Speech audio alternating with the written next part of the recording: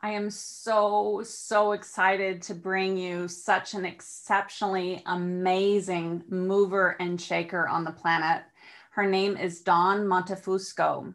I know her as Zig-Zag, and she's got a little story about what that means. She's a transformational writing coach, and she's doing some powerful, powerful things on the planet. She always has since I've known her. She's amazing. She's such a delight.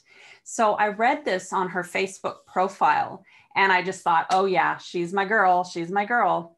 So it says, I am a human of earth responsible for leadership, management, devotion of being in the present moment, supporting the team of humanity in raising awareness. So I give you Dawn. Hi, everybody. Yeah. So my crew knows me as Zig-Zag. That was a nickname that I got about a little over 20 years ago. And my mother was like, you should make it your first name, just like Cher. And I was like, maybe my middle name. Let's have a little wiggle room here. It's my superpower name. But what happened is really, life is never a straight line. There's a quote from the I Ching someone had told me about that says, or the Tao Te Ching, excuse me, that says the way of the sage is the zigzag way. Now, I'm not trying to be a sage, but when this nickname had caught on, basically because I'm an introvert that's tenaciously social, so I zig and I zag, and I love staying home and with my hoodie and writing, and then when I'm out, I'm like, woohoo! But someone said, what it really means for you is, and for everyone, is that there's no straight lines. Get this, there's no straight lines in the universe ever, only man-made. So only a man-made straight line, because everything meanders in order to get to where it needs to go, and nothing is a straight line. So when we trust that, we trust our own inner zigzag, we will actually get much quicker and much easier to where we need to go. It's when we're white knuckling it and thinking, I have to do it this way, and we're not trusting the universe, we're not trusting God and Goddess, that's when things go wrong. So I've been really happy to have this as a nickname and a middle name now, to remind me to just let go of the wheel and let the universe guide. Wow, I love that so much. I feel like I needed to hear that in this exact moment, because I can sometimes be a perfectionist and want to like do everything correctly. Oh, yeah. And dot my I's and cross my T's, and like that's not actually authentic, and it's not the way it is. And here we are, And I'll tell you another great quote that you'll love is Reid Hoffman, who invented LinkedIn. He has a great quote that I think everyone needs to hear, especially right now with all of us being online. If you're not embarrassed by your first launch, you have launched too late. Think about that, because that takes away the perfectionism. The idea isn't we do it right the first time. The idea is we do it and then we correct, and we do it and we correct. Now, if you're making a car or a refrigerator, you probably want it to work the first time. But because we're in all these other beautiful services that we get to offer, it's not about doing it perfect. It's actually about being human and embracing that little bit of a messiness. And that's what gets us to where we need to go. So I love that. I love that, Zig-Zag. Oh, I love it so much. So, and I do want to keep calling you Zig-Zag even more now. Yeah. Is that okay? No, I always say, call me Zig-Zag. You're in the crew, in the club. Yeah. So that leads right into my first question is, what does the divine feminine mean to you? Well, it's a great question. And it's fascinating. So I had an unfortunate childhood with a very abusive mother, both psychologically and physically. And she didn't mean it. She was a young mother. She had her own stressors. However, she's a strong woman, and it actually made me afraid of women. And I didn't even know that I was afraid of women until later in life, like in my early 40s, when I finally realized I didn't have a lot of women friends. I had mostly guy friends because my father and I had a great relationship. And so my experience of men was safer, you know, that kind of thing. Like when my dad died, it shifted. And I almost think that was the shift, because that was right around when it shifted. And I was gifted with so many beautiful, strong women around me.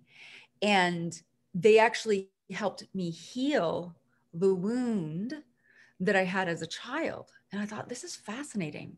You know, there's something really healing in here. And now I love women. And now I feel that it's the feminine that actually creates everything. I have a client who's actually writing a book about her activation and seeing that the stars and the feminine energy is what is the original creator. I mean, it makes sense, right? Women make babies, we create. And it needs to be balanced with the masculine, right? There's a balance there.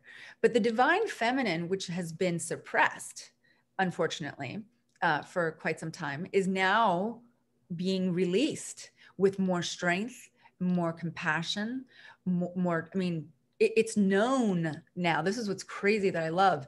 In order to be a good leader, we have to embrace being gentle and neutral in order to assess a situation so we can create healing. And that's actually a feminine trait, right? The masculine trait is, you know, protect, hunt, go. And that's okay. That's great, you know, but it's the blending of that. And now that we've had so much time to, you know, study leadership and look at leadership, the greatest leaders are the ones that are calm and gentle. And we know from Brené Brown's work that vulnerability is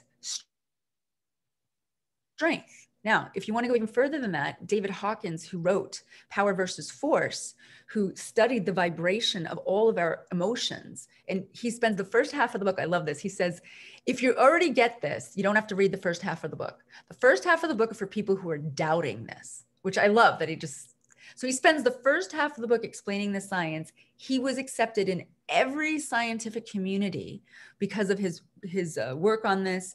And when you're in the lower vibrations, the lowest being shame is the closest to death that they've vibrated. And then you have depression, and then it goes up. Anger is actually, as long as you're not taking action in anger, feeling anger is actually a higher vibration than depression and shame. But what's crazy is when you go into the more positive and the higher vibrational moments, courage is before neutrality, because it takes courage to be neutral. And then once you can embrace the courageousness of yourself to be neutral, which is a very feminine trait, right? Neutrality, looking for the community, seeing if everybody's okay, making sure the children are okay, the family's okay. That's a very neutral space. It actually takes courage to do that. So most people think of courage as being tough. I mean, I was brought up in the South Bronx in the 70s and 80s, in one of the most dangerous places in the world at the time, with weapons taped to me just to go to school and back, learning self-defense, you name it. My father was a vigilante. I was trained as a foot soldier as a kid, and being courageous meant being tough, which did not serve me later in life, right? Because that toughness actually brought me down in that vibration. When I finally realized that courage is actually being neutral and then brings you all the way up to joy, it occurred to me that those were energies and vibrations that were very feminine. So the divine feminine, to me, is a very strong, beautiful energy that serves as an example to help others embrace their divine feminine, whether you're a man or a woman, it doesn't matter. And I also want to say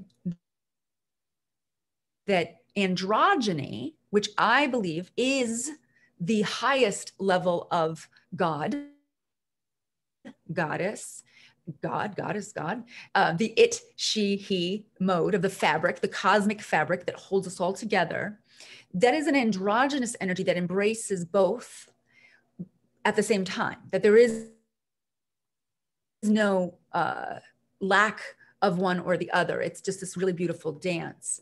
And so as we move into the divine feminine and men embrace the divine feminine, we actually start to move towards this place of calm, and I just see it as gentle and very strong, like so strong that it's almost foreign to us, at least in the States, that the divine feminine has so much strength. So to me, it's a very strong position. And to me, I think that it's a responsibility for everyone to embrace the divine feminine in order to help the evolution of the planet. Great. Love it. Love it. Love it. Love it. I agree with every single word you said. Yeah. Wonderful. Yeah. My next question was going to be about, actually, I think you answered most of my questions already, but I've been told that I have latent psychic abilities, by the way, like eerie. So only recently for my interviews, even when I don't know anything about what's going on, they kind of go, I was like, cool, that's working. Like, let's keep going. Totally. Yeah. I love it. I love it. So if there was something that you could say to everyone that's watching right now, you know, with everything that's going on with the pandemic and the world has just kind of gone a bit crazy, right? I mean, it's just pretty intense. And I mean, I'm not in the States, I'm in Sweden, but I understand there's been fires and there's been riots and there's just been so much going on in the States. So if you could, you know, give humanity some tools, some tips, some tricks to really not only cope, but thrive right now, what would it be? Absolutely. So I have a quote that I've used for years that channeled through me. And it's really something, I mean, I have it on my fridge. It's trust you're having the right experience. Now, because first of all, you're not having any other experience. Whatever the experience is that you're having, that's the experience you're having. And to deny it or resist it makes it worse. So when you just trust, okay, this is the experience I'm having, even if, like, when I was afraid of the fires and my cousin passed from a COVID death that was actually quite sad, or, you know, my anxiety shoots up because I have anxiety issues for whatever it is, or I'm afraid for, you know, is the world going to end? Are we going to go to war? Or, you know, am I going to, this pandemic, you know, all this chatter, all this incredible chaotic chatter. There's a trust that is actually necessary. So I actually had a dream once that I had the word trust tattooed on my arm. So I woke up and the next day I went and I got it. First tattoo I ever got. It was to remind me to trust because I kept forgetting. And then as I started to build, I would just decided to start a gratitude journal, as cliche as that sounds, and everyone's talking about it. Well, you know how they talk about, you know, eating healthy or exercise, or they talk about like scientific proof that certain things work.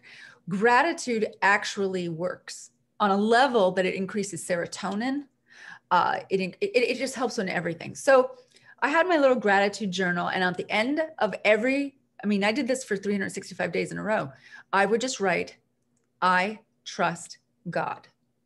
Now, if the word God doesn't work for you, because to me, the word God is an androgynous word. You can say goddess. You can use specific goddess. I like to talk to goddess Sophia. I have a spirit guide named Ellie. So, but or you could say, I trust the universe. And then I said, I trust I'm having the right experience. And just by writing that, I noticed that my perspective on everything that's happening changes just a little bit, so that I'm no longer stuck in fear. I'm actually looking at what is good. And when I look at what is good, my dog, my home, I have food, I have 4 walls, I have a vehicle, or maybe you have a bike, or maybe you have legs, you know, or maybe you have a wheelchair, or whatever it is that's good, that's working. Once we tap into that, we start to see more of that. So, and that takes actually work. So what do? Every morning, 5 minutes. Sure, sometimes I do 20 or 30 minutes. 30 minutes is my sweet spot for meditation. But 5 minutes of just sitting in the morning and having gratitude and actually thinking of what is working. I love my Christmas lights that I put over there. Simple little things. There's ducks. I love it when the ducks come out. You know, the brain will then start to go more into the prefrontal cortex, if you want to get sciencey on this, and out of the limbic system, which is the emotional brain, and the reptilian brain, which is always looking for danger. And what we do is we put ourselves into the magic making machine, which, you know, instead of the meaning making machine, I like to call it the magic making machine, which is the prefrontal cortex. And so we then start to feel better. And I mean, this has been proven: more oxygen to the blood, lowering heart rate, lowering your blood pressure. 5 minutes. So, you know, I have a joke that says, if you don't have 5 minutes, you don't have a life. Come on, 5 minutes.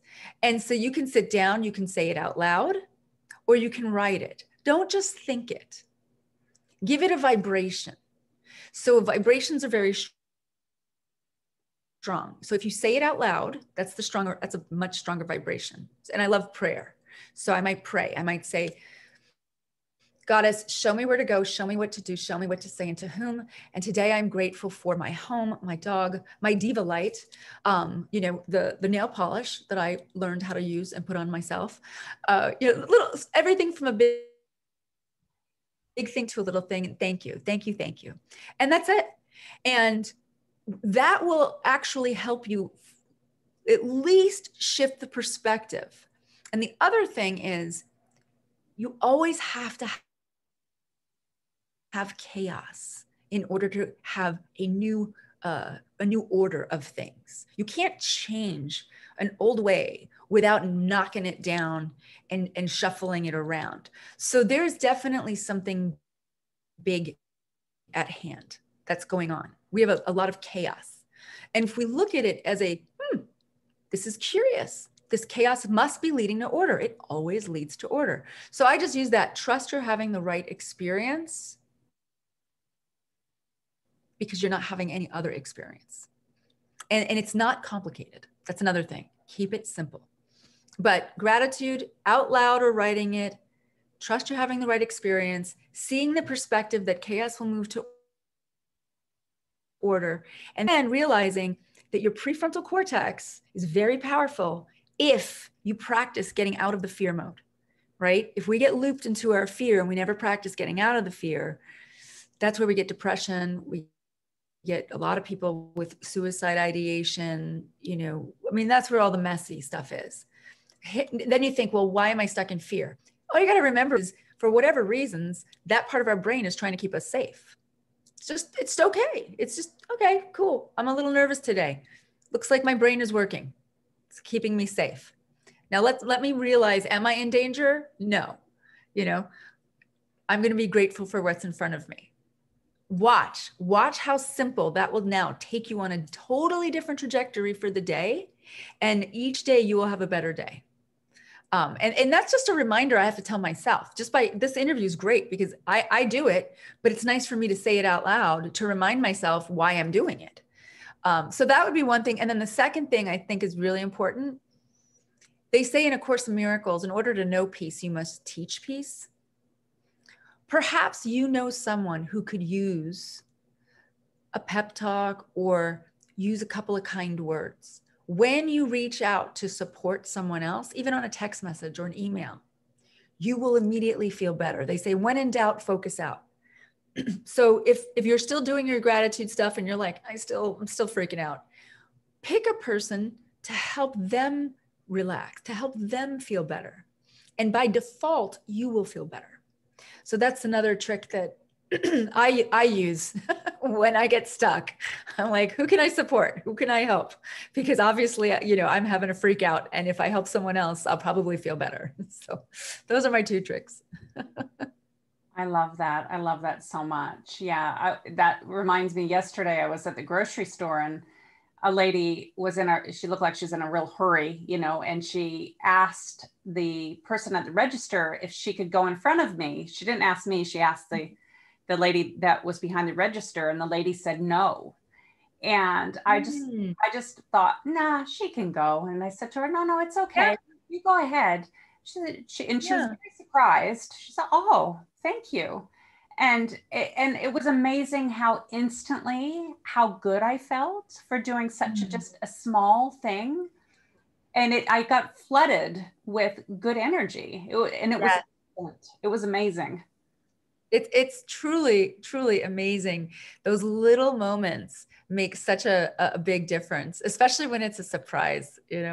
People forget. We forget that I always, one of my therapists, we had a great way of calming me, is years ago, calming my hot thoughts, they call it, from the abuse and from the PTSD.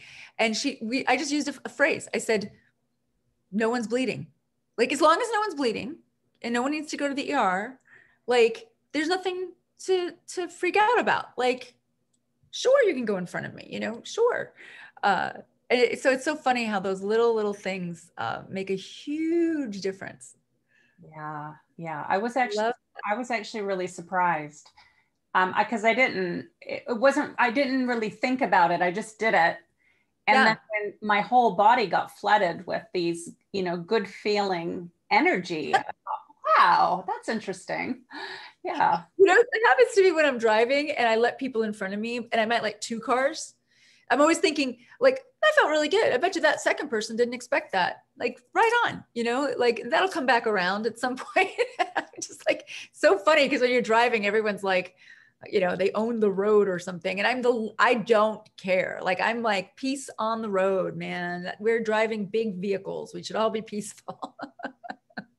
Yeah, totally. Yeah. That would be a fun list to make, the really simple things. I want to dare everybody out there to make that. What are 5, the smallest little things you can do when the opportunity arises, to make someone's day, which is really, really cute.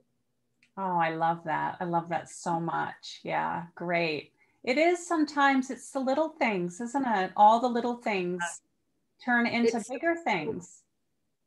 That's a great point, by the way. That is a great, great point. It is the little things. Everything is one small step in front of the other. When I work with people on writing books, oh my God, it's a book. We do this thing called stay in the step you're in. So what is the step that you're in? That little bit will eventually be a big thing. If you just stay in this, whether you're creating a business, whether you're building a house, whether you're making dinner, whether you're writing a book, it's actually I really, really wish more people understood this. And I catch myself now, which I've been really grateful for the pandemic, just because I felt like life was going so fast that I was really stressed about all the things. And then when that went away, after the shock, I started to think, well, what's the beauty in this? I was like, there's some beauty in one step at a time, one moment at a time. So I bought a new guitar, for instance. I call it cross training for creatives. So I'm a writer and a poet, but you have to cross train, whether it's painting, whether it's guitar, even if, I run and I exercise, that's a way to move around the neurotransmitters, but really practicing another creative thing that you're not so attached to. So I'm not attached to the guitar because I know I don't have any intention of being a rock star. Could happen, but that's not my intention. So I bought this new guitar, and it's a Taylor Mini because my hands are small. So it's just a little bit smaller than your average guitar. And my only dedication to it was, and I named her Tabitha. I like to name my, my things. So Tabitha, I told her, I promised her for 5 minutes a day, I would pick her up. 5 minutes a day, that's it. And I played guitar in my 30s minimally. So it wasn't like I started from total scratch, but might as well. 5 minutes a day. And now I have a repertoire of about 9 awesome songs. Now I'm starting to write my own songs again. 5 minutes a day. So think about how all these little things, letting someone in front of you in the grocery store, smiling at someone, even with a mask on, they'll see it in your eyes, you know, letting someone in front of you in a car, saying thank you, saying it's like laughing with someone, you know, a stranger, just these little things, everything from learning something to how you go out about your day. If you think of things just in one moment at a time, actually your life will be a lot better. You won't be so stressed out. I love that so much. I love that so much, Zig-Zag. That was great. So as a transformational writer, what does that look like? What do you do? Yeah, I would like to hear more about that. So I have my MFA in writing, and because I wanted to teach. You don't need to get a master's in writing if they don't have a PhD in writing. So the terminal degree would be an MFA, Master's of Fine Arts. I did that because I wanted to teach. If you're a writer, just write. You don't need to go to school.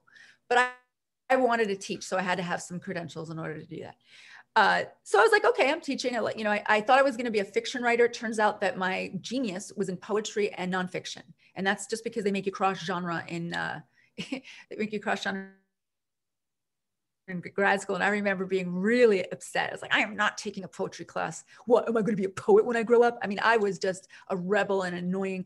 And they were like, sorry, in order to get a master's in fine arts, you have to take what we tell you to take. The irony, of course, is that I blossomed, became an award-winning published poet. And yes, it does make a difference, because everyone goes to poetry when they're sad, when they're getting married, when they need hope. Poetry is the language, you know, of God. I mean, really. So I was doing that. I was teaching poetry. Actually, in high schools, I would go to the at-risk youth, and I started to teach them. I was like not a teacher for the school. They would bring me in to help them organize their thoughts and their feelings, because poetry is free, you know, and they can say whatever they wanted in my class, which is like crazy, because in high school, you're not allowed to say certain words. Nope, everything was go for it. And it was very healing. So then I moved to Portland, and I wound up getting work teaching writing at Portland Community College. And then the director said to me, you know, you're not just teaching these adults writing, you're actually teaching them transformation and motivation. I was like, what do you mean? It's just what I do. And so she actually, then I became what's called a resource specialist. So I started to work with at-risk youth that were put into the college. We got a $10 million grant from Bill Gates, and we made a program that is in 17 states in the country now. It's a burnout position. It was a teacher social work position. So there was a lot of burnout there. But then I thought, well, what if I try to do this with adults on my own? What would that look like? So I went and I got my certification as a transformational life coach through Erickson College, which is in BC, great college to get your certification in. And I learned what transformation means and how does one change. I was always really into that, especially since I was the only person that I know from my childhood that has her own business, moved 3,000 miles away. I mean, I'm like completely different than anyone I grew up with. So I've transformed in essence. And I wanted to do this for other people. Ooh. So first I was a transformational life coach, and I wrote on the side. I did websites and blogs and things like that. And then what happened is a couple of CEOs and executive directors that I was helping with blogs and stuff pulled me aside and said, hey, I want to write a book. Will you help me? I was like, what do you want to write? They're like, I have a memoir, or I want to share my knowledge, or I want to do it in a way that's captivating. And can I hire you on the side? And I said, sure. So then they said, you know, oh my God, this is your gift. You're like a muse. You know, you've got this boring story or this boring information, and you've helped me transform it into this piece of work that then obviously became a calling card for them. And they got speaking gigs, and they got, you know, passive income from their books. And so I was like, okay, well, I'll do my best. And so I wound up hiring a business coach that worked with spiritual, heart-centered women who wanted to make a difference in the world. I mean, I basically had to hire a coach to help me because I didn't know what I was doing. And she pointed out my genius because I can't see my own blind spots. Great book called The Big Leap by Gay Hendricks. Helps you get into your zone of genius. It's a wonderful book. And I've interviewed him a few times. Great guy. And lo and behold, I started to notice that when anyone wrote what they wanted to write, not what they thought they should write. There was a channel that was opening. And I work with men and women over 40 who are heart-centered, who have a dream book, a book that they cannot let go of, that's haunting them, and they need it to come out. And here's why. Just as the acorn has everything it needs to be the oak tree, you have everything you need for what you want to create. I don't believe in a creator that would give us the desire to create something and not be successful in doing it. It wouldn't exist. So not everybody wants to write a book, just like not everybody wants to build a house, just like not everybody wants to, do art, just like not everybody wants to be an architect, whatever. So if you have a calling to write a book, there's a reason. And when I started to really look into this further, there's a channel that God wants you to open up. There's information that needs to come out for a reason. We don't know what the reason is until we finish the book. So what has happened is most people, when they're writing their memoir, find that they have a new perspective of their life. They also learn skills on how to get past emotional resistance. That's what I specialize in, how to break through resistance. Well, if I want to do it, why am I not doing it? What's getting in the way? We figure that out. We go, what is getting in your way? And that's just called being human. There's nothing, that's it. And here's why. Creativity by definition is the unknown. Think about this. Any art, any creative, forget art, innovators, creatives, writers, anything that we want to create, creativity means it's uncertain and it's unknown. So what does it do? It triggers the reptilian brain that goes, danger, we don't know what this is. But it's creativity. You're writing, you're having fun. And when we're little, we get to do that all the time. We love the unknown when we're little. Oh, what are we going to do? I don't know. What are we going to do? I don't know. I don't know. Do you know? I don't know. Let's make it. Let's see what happens. Let's knock this over. Let's play here. So kids, love the unknown. They love that. They love creativity because they don't know what's going to happen. As we get older, that's why I work with people over 40, we start to feel that we need to know. We need to know exactly what's going to happen because the mind says it could be dangerous. So once I break people free of thinking that creativity is dangerous, the channel opens. And not only do they shift by writing and finishing their books, but they see so many areas of their life where that resistance was coming in, whether it's embracing love deeper, because that can be scary and unknown, whether it's traveling, which could be scary and unknown, quitting a job, getting a job, making a business happen. Once you open up that channel, and we can do it with a book, or poetry or writing is a tool. But what happens that's so fascinating is you transform all these other areas of your life because you no longer have that resistance. So I smooshed, it's a very complicated word, I'm kidding, smooshed together the writer and the transformational life coach to say, I help you transform your life through writing if you want to write, right? I mean, that's I don't work with like people who want to build houses. I work with people who want to write stuff. And I think that's fun. I think that that's my calling and I love it because then the more I get to help people in my programs, I have a great course, my signature course, Create Your Dream Book for women only, 10 women. And we work together for 6 months and it's amazing. And then I have my one-on-ones and now I have a plethora of amazing products and freebies and things because my mission, and I've never said this actually, I'm going to tell you something I've never said out loud, which is crazy to say because I say a lot of things out loud and I talk a lot. I have this image that has haunted me my whole life. And it's weird that I'm telling you this now. I don't know why, but here it comes. That through my work, someone is going to write something that is going to change the world. I'm not going to be the one to write it. I somehow know that. Like, I mean, I write and I get awards and published and whatever, but that's not what I'm talking about. I have a feeling that what I don't know is that through my work, it could be that it's a book someone writes and then someone else reads that book and then becomes like the next Nelson Mandela or the next Oprah Winfrey. Like it's not going to be directly from me, but my work I feel is so important because you never know the ripple effect that you have. And I firmly believe that we all have a ripple effect. So I have to keep doing what I do, because somehow that ripple effect, and it's not me, by the way, it's God. I'm just doing what I'm told. I'm just following the inner guidance. But I really feel like we don't know, and like we don't realize our ripple effect. So my transformation is not just for others, it's for myself, and it's for the world through writing. So that's the long answer. I love it. I love it. I love it. I love it. Oh, it's amazing. So that leads me to the next thing is in the all access pass that we're doing, the backstage pass is what I like to call it, actually. Yeah.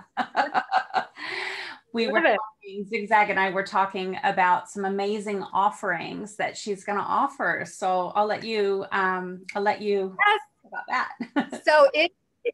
So in my offering, it's totally free. It's going to be my book, Write Your True Story, How to Unleash Your Creativity, Share Your Message, and Inspire Millions.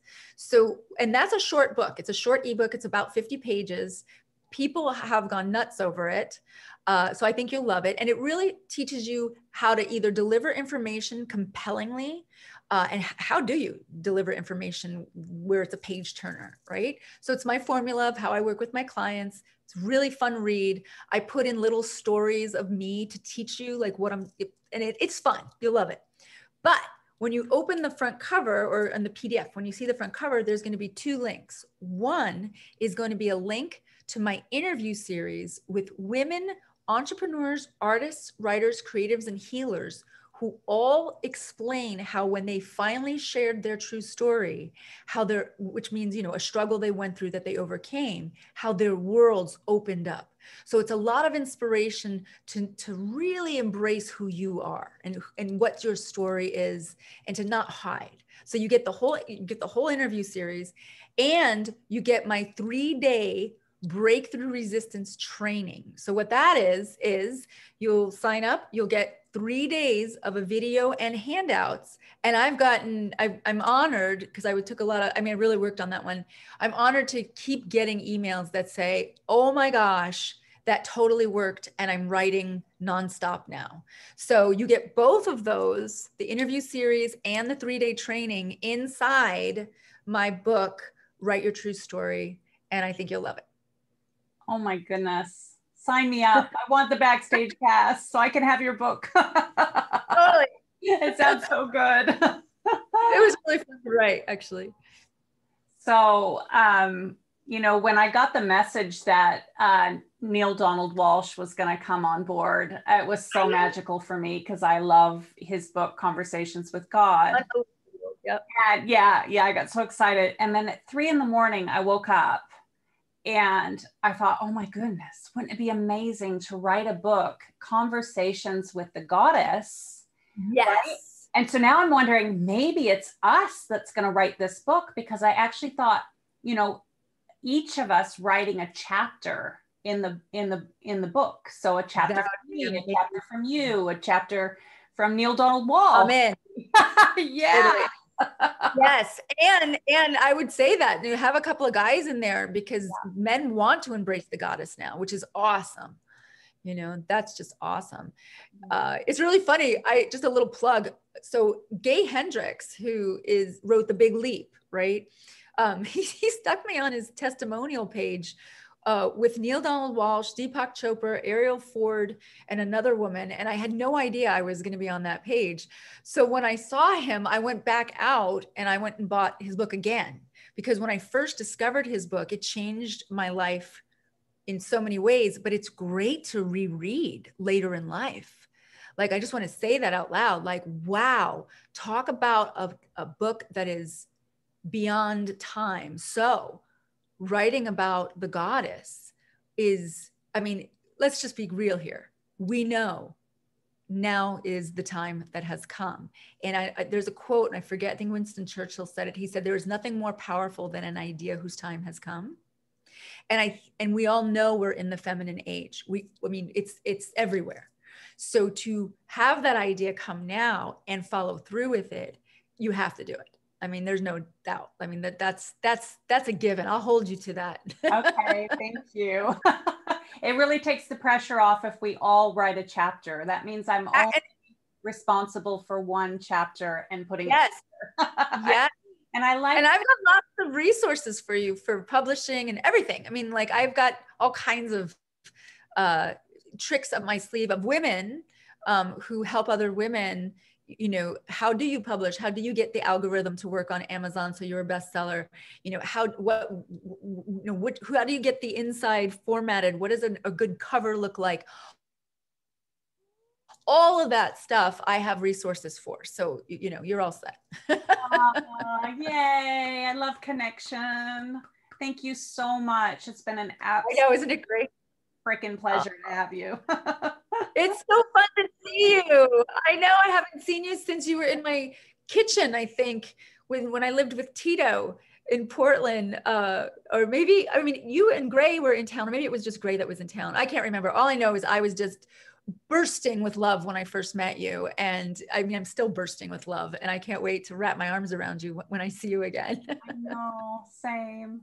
Thank you so much. Oh, thank you. Thank you. And thank everybody out there. Thank yourselves for being here and for being present and for doing something good for you, because that's what we also need to focus on, is doing things for ourselves. Yeah. Yeah. Definitely sign up for the backstage pass to have more of this delicious goddess and to grab a free copy of her book, because and to keep the interviews. So one thing that I noticed is when I grabbed my own access passes, when I watch other people's interviews, what I love is that there's no pressure. And here, just like a good book or a good class or a good poem or a song, watching interviews a few times, if you feel, you know, really connected to them, it's great to have that with you, like have access to it always. Because if you're having a bad day or you're feeling unmotivated or you're scared, sometimes you can remember, oh yeah, I should go back to that interview series, and I can, if you have the access to it forever, then you know that you'll always have that energy to grab onto to help you through the next thing. So I recommend it just so you can have the whole package at your fingertips when you need it. Because right now it's really important for us to have tools to help us through what's a very interesting time in history. Yeah, thank you. Thank you. I do find that I need to be reminded. Like it's like spiritual amnesia sometimes. I know what I know, but then I forget. That is a great way to put it. Every day, if I didn't sit down every morning for my ritual, every morning I light my incense, I sit down, I do my prayers, meditate for 5 minutes, do my gratitude. It all takes maybe 15 minutes total. And it just is the grounding for the day. But I'll tell you what, when I wake up sometimes, like I'm in that like liminal space, and if fear or anxiety grips me first, which right now it can, and I didn't have a process that I was dedicated to, which some days I will put it off. That day is not as good. You know, that spiritual amnesia will take me down. But if I stick to my spiritual path each day, it just feels, the only word I can use is safe. It just gives me a sense of safety to know that I'm not by myself, you know, that there's goddess and there's energy, and we're never alone. We're never alone. Aw, thank you so much, Dawn. That was so beautiful. Thank you so I much. love you. I love you too. Thank you. Have a great day. Bye.